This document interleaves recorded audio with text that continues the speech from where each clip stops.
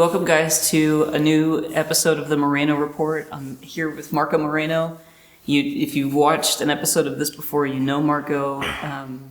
So in the days ahead, sometimes you'll see us in different locations. Today we're in our studio in the Golan Heights. And I wanted to ask Marco some questions. Now, we're in between, like last weekend was the 15-week anniversary of October 7th. We're approaching 16 weeks, 4 months of war. And so I wanted to ask Marco some questions to kind of paint the situation now, give you guys an update, and then also ask him about some different pieces on the chessboard that are relevant and pertinent. And if you've heard from Marco before, you know, but it's worth revisiting that Marco has over 20 years of intelligence background in the Israeli army. So we really value what he has to say about, especially this area, but all borders and things around about all the threats against Israel. Marco's the guy to ask. So Marco, how are we feeling now?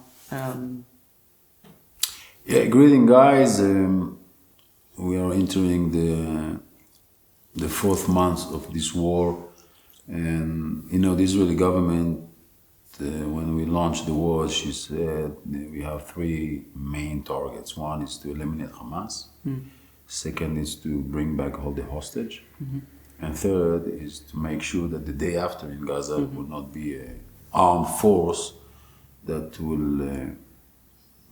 can happen, October 7 again. So eliminate Hamas, get all the hostages back, and make sure that October 7th never happens again. It will not allow any force in the future in Gaza, whatever the name will be, to do that again, meaning Israel will control security, in terms of security, in Gaza. Now, probably back home, some of the folks, and also in Israel, are frustrated because it's 4 months, and we didn't eliminate Hamas. We didn't bring all the hostage, and we cannot talk about the day after because we're still in the war. So let me give you some perspective, because we live in a season of social media, and everybody is like watching every day what's going on, and everybody becoming a specialist for our army and why the tanks is doing that and why Air Force is doing that. So, for instance, the U.S. when they launched the campaign against Mosul. Which I, by the way, 16, which I had the privilege to visit the base of the coalition in Iraqi and Kurdistan, which is actually like a post here in the Golan in terms of that.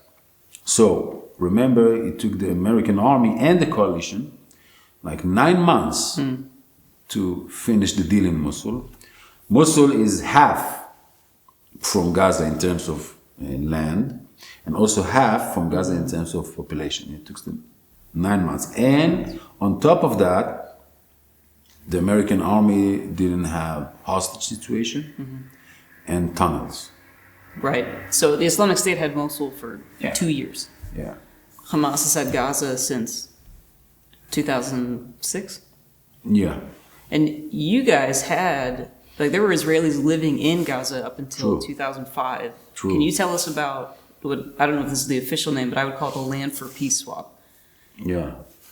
When I was a young soldier, we were, in the weekend, we would go to the bars in those places, Gush Katif. It was beautiful places, by the way, on the sea. Yeah. I don't know if guys back home even been there, but that was for that. So, I mean, the war that we are now in the midst of it, and I had the opportunity to speak with a couple of brigades of commanders and battalion officers that told me that this war is very different. It's kind of, even used to express, it's like the Second World War in terms of army. And I asked him, what do you mean? He said, we are like moving house to house, slowly. Why? We don't know if there is hostage inside. We don't know if there's tunnels. Every house has a tunnel. So it's taking a long time, slowly. Every house has a tunnel. In Khan Yunis, for instance, which is in the south part of Gaza, they said every house has. Every house has a tunnel. I saw a comment recently as well that they haven't found a single school or Yeah. mosque that didn't have weaponry stashed inside. It's crazy what's going on there. And it takes time, and everybody's frustrated about it, and started to talk about ridiculous hostage deals, like Israel will surrender and we draw back, which is crazy. We lost 500 soldiers there. For what? Wow. We didn't bring the hostage. So we need to take a deep breath, be strong, and continue until we'll finish it. It will take time, but it will come in the end. It can happen tomorrow. We can wake up tomorrow, hear that the army found Sinwar, which is the Hamas leader, and try to rescue the hostage or something like that, but we need time. Now let's go to the north front. We have Hezbollah, which is the Iranian proxy in our northern border, which we have with him for the last 3-4 months, like exchanging strikes. And it's like a game. He's shooting to those places, only the evacuated places. We are not killing civilians, shooting on his soldiers. But it's like, if you take out the blanket, it would be a big blast. Like I see escalation from a day to a day. And in the end, no matter if it's Hezbollah interest to launch a war or Iran interest to launch, which it's not, I think it's the Israeli interest. Because in the end, we evacuated 70,000 people from the north because of fear that October 7 can happen there. Yeah. Because Hezbollah is located all over the border. So 70,000 Israelis are internally displaced from the north, and probably as many from the south. I think the figures are... South is like 100,000. So you have almost 200,000 Israelis internally displaced. Refugees in their country. own country, which is crazy. And which kind of message we are sending to our enemies? Like, you can kidnap our kids, rape our wives, butcher our babies. Then, so Israel, it's in our strategic interest to launch a war against Hezbollah. Because we are in the Middle East. I always say, I have a saying. I say, in the Middle East, if there is dinner, and you are not invited, you will find yourself on the menu. Meaning, it's a set of mind. The Middle East, power, it's what the talk here. You talk with power. You don't talk with niceties. That's what the neighbors understand. That's what the Muslim world understands. But now, let's go logistic. The IDF is pretty much concentrated on the south. Once it's finished there, you will see that the troops will go up north, will exchange with the reserves, and probably then we're going to see the flame going up in the north. Meaning that probably 2024, it's a year of war in Israel. It's not going to be changed. Question, it will escalate to a regional war, which actually we have now. We have Syria, we have Lebanon, we have the West Bank. We haven't spoken about the West Bank. We have the Houthis from Yemen. We have Iran. We have the cyber also front, which you hear from time to time. So things are, in one hand, not clear. In the other hand, probably will escalate in terms of security in Israel. But I think it's the second independent war for Israel. The second independence. Yeah, I think it's the second independence. That's what we feel as Israelis. Yeah. Even though it can be confusing if you go to Tel Aviv, like everything is normal.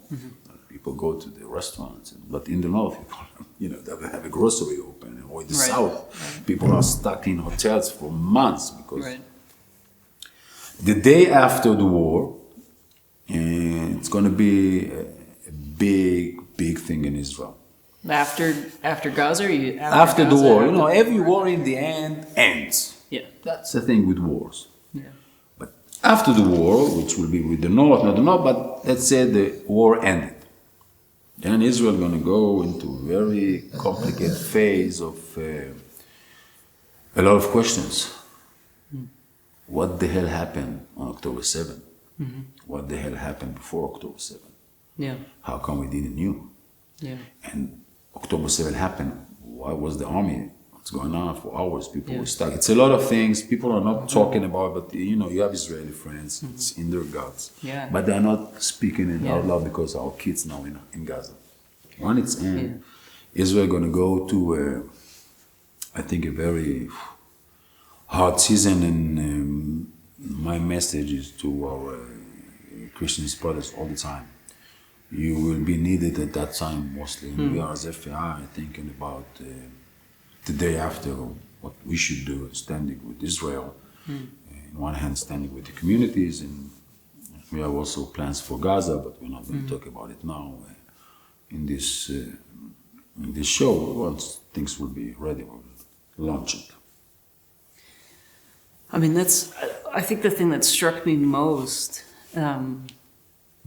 you as a culture, you know, if somebody in your family passes away, you spend the next 7 days to sit Shiva, and it gives you time to grieve, you know, and of course grief is, you know, becomes a shadow. It always follows you. But for you as a country to not, you haven't had a minute to catch your breath, or talk about, or like really significant question, or grieve, or ask questions that you need to ask about how did this happen, and to not be able to do that now coming into 16 weeks of war,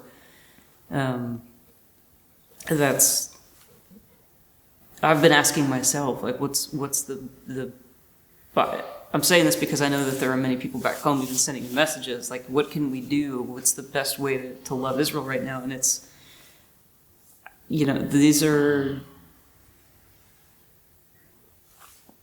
is, you know, I've been asked again also, what can we do? I don't know. Yeah. I don't know. It's a pretty weird phase of before grieving, entering a grieving phase. But I know that for sure that, you know, we have our activities as FAI, launching it from time to time during the war.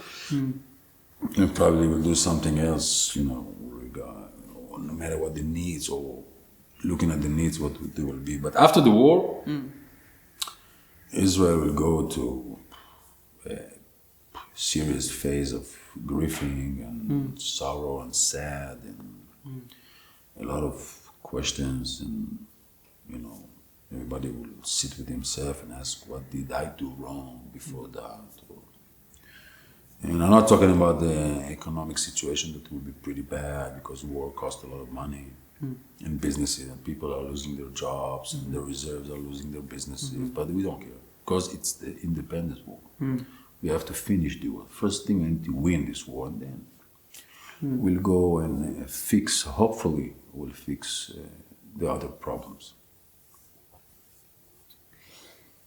I wanted to ask you, well, you know, because we've been talking about, there's a proverb, Proverb 17:17, that it says, a friend loves at all times and a brother is born for trouble. And so, you know, I certainly don't have like a checklist, to-do list that's clean and easy. There's the thing I appreciate about the proverb is that it doesn't juxtapose those two things against each other. There's value in friendship and sentiment, but friendship is convenient. It doesn't cost you much. Brotherhood costs you, and so we don't know what the days ahead look like, but we want to say to Israel, we want to be a good brother right now. But I wanted to ask you a couple more geopolitical questions. If, you know, there's talk in the last few days, Biden and some others have said to Israel and Netanyahu, you know, okay, we're getting tired. It's 4 months of war, and we'll have your back, but we would love to see a two-state solution out of this, which is like the unicorn prize. Every president, every leader of the free world wants to be the guy that can say, I achieved a two-state solution. And Bibi said, absolutely not. Yeah. So what do you think is happening? One of the most ridiculous ideas that someone can say now, especially after October 7, is the two-state solution. Because let's see what happened here. The Palestinian Authority, which is paying terrorist families money after they get, you know, went and be suicide bombers, or teaching. I want to just take a minute to explain this to people. It's a highly incentivized program. So if you the economic situation in the West Bank, the Gaza Strip, is not great. And if you, for example, part of the reason so many hostages were taken on October 7th is because Hamas had promised $10,000 and an apartment for every hostage you brought back, which is a lot of money. That's the lottery. And in the West Bank as well, if you go into Jerusalem and you stab an Israeli, you're going to get taken out. You're neutralized. Then the PA will then pay your family on salary. So now your mom is taken care of, your wife, your kids, they're all taken care of. By the way, paying your salary from money we are sending them. From aid money. Yeah. So I don't think even the left radical in Israel said to them, now we cannot bring the Palestinian Authority to Gaza because it's the same. Like those guys don't believe that we should exist. They are supporting the terrorists no matter who they are. And here we are in October 7th. So Netanyahu said, and the right wing, and I think everybody said it now in Israel, Israel will control in terms of security from the river to the sea. It's not from the river to the sea, Palestine will be free. It's from the river to the sea, Israel will control. Because if not, we will find ourselves in 10 years in October 7 again. If that's. So this state solution that Biden now is, this administration is saying, it's just ridiculous. And I'm assuming he's doing it because he's in an election year and he has all this progressive side in his party that is pushing it, but it's so ridiculous. It's like saying to guys that were butchered in Be'eri and all the surrounding of Gaza, hey, you know what, guys, maybe we should give a prize to the Hamas. Really? And folks in Be'eri, Kfar Aza, and the Gaza envelope were the most vocal advocates for a two-state solution. They were butchered and slaughtered. So it's really messed with the Israeli psyche. But also, I want to just honor and acknowledge that there have been a number of opportunities for a two-state solution where Israel's made incredible concessions. And the Palestinians did not. And the Palestinians always say no and walk away because they want from the river to. I think NBC, Mohammed bin Salman, the Saudian prince, said that the Palestinian has a skill to ruin every historic opportunity. By the way, looking back, I'm very happy they did that because imagine if we have and guys are not. I'm telling you, look at the West Bank. West Bank is the next thing. What's preventing them? And if you guys know the West Bank, there is like settlements, the Jews and the Arabs around them. What's preventing them to go to a Jewish settlement and butchering again? Like it's a matter of time. And no state solution. I think if you go back, the problem was, and I'm hearing it from a lot of Americans and Europeans, we did the mistake, Israelis, launching the Oslo Agreement. Because we took those people, Palestinians that doesn't have any identity, or some of them were Jordanian in the West Bank, the other were Egyptian from Gaza, and we said, no, you guys are people, and we should give you a state. And this was in the 90s? Yeah. And that's the problem. Even the Americans said, what do you want? You guys gave them this thing. So let's continue. So we don't have to go back to the 90s, but we are now paying the price of the 90s and the 1,000 that we did Oslo Agreement and going out from Gaza. So if we took the camera outside here, you'd see we're in the Golan Heights, Mount Hermon's right behind us, where Syria, Israel, and Lebanon borders all converge at the summit of the mountain. And on the back side on the Israeli side of the Golan Heights, you have the Alpha line, the A line of the DMZ, the demilitarized zone, and then you have which is a buffer zone, and then on the back side of that, the Syrian side, is the Bravo line, the B line. So I saw a report yesterday that the Russian Air Force has been doing patrols on the Bravo line. Now, as you said, you have a myriad of fronts, 7 different fronts that you feel like Israel's facing right now. The priority on an operational level right now is Gaza. You have concerns in the West Bank, cyber, all these things. We've known Hezbollah's in the north on the Lebanese border, but Iran has been trucking militia fighters through Iraq into Syria, now all up on the Syrian side of the line. And I know in our last 10 years in the Middle East that Russia has been a very good friend, the Syrian regime. And so when I read that last night, I got concerned. Like, this is not far from where I sleep at night, like, to have the Russian Air Force involved. So what do you think? Is it 40,000 feet strategy. First of all, one of the surprise on October 7 was the Russians. In what way? In Israel, before October 7, in the last years, we thought we had good relationship with the Russians. We even took a stand with them during the Ukraine-Russian war. I remember that, yeah. And we got a lot of criticism about it. Because we said, the Russians are stabilizing Syria and we can actually do whatever we want in Syria, even the And then October 7 happened and we see the Russians saying, no big deal. Taking a stand with Iran, because now Iranians are supporting them with the drone, suicide drone for the Ukraine. And kind of, whoa, what's going on with the Russians? We thought they were on our side, turns out they are not. And it's all a big war between America and Russia now, it's like the America, Ukraine, Saudi, Israel against the Russian, Iran, all those guys. I think Syria is very concerned about, because if you guys are monitoring the news, we see that Israel is like killing every week. Airstrikes in Syria. Airstrikes and assassinating the Iranian, they call them the God, the Revolution God guys. The IRGC, Iranian Revolution. And it's escalating. So I think now the Russians are trying to send a message that we are trying to keep this border quiet, not only for Israel, also against Israel. It's, in the Middle East, you speak in signs. You don't speak, you just send signs, so you have this graph. But I don't think Israel will go back. I think Israel will continue killing the Iranian in Syria and Hezbollah in Syria. And also, a day will come that we will attack the Syrian regime. Because there will be a point that they will cross. Israel will not say enough is enough. Now we are taking it easy because we are very busy in Gaza. But we can wake up to a morning that the Israeli Air Force launched a massive strike in Syria against the Syrian army, which is not the Russian interest. The Russian interest is the Syrian army will stay, will exist. Why? Because they own them like billions of dollars of weapons. The Syrians owe the Russians. Billions of. And the Russians had like thoughts that they will rebuild Syria or the construction in Syria after the war. It's all about money here. So I know you should not be concerned about that because the Russians will not attack Israel.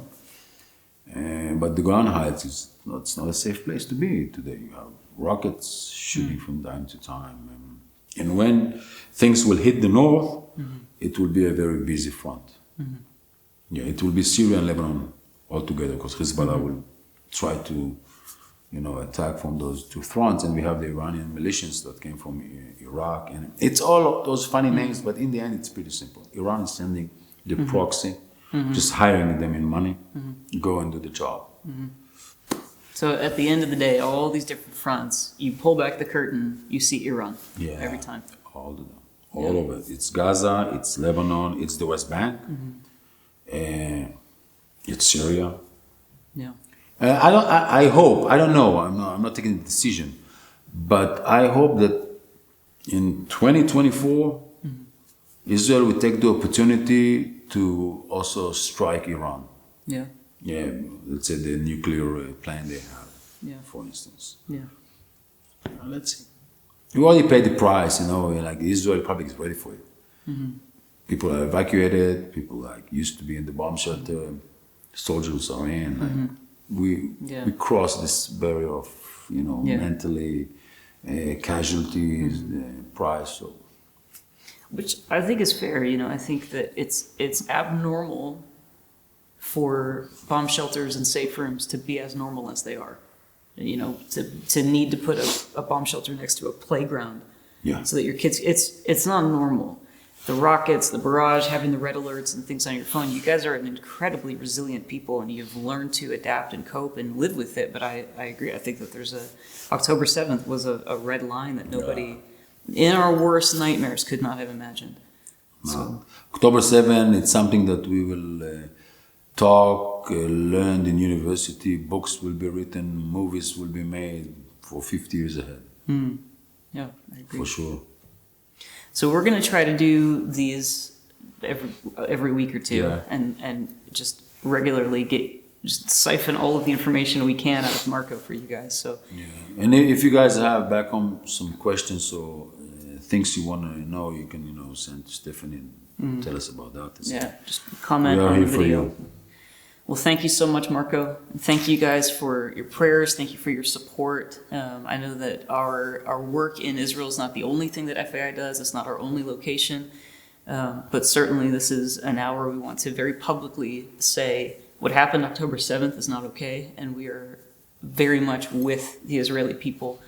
And as ever, praying for the peace of Jerusalem.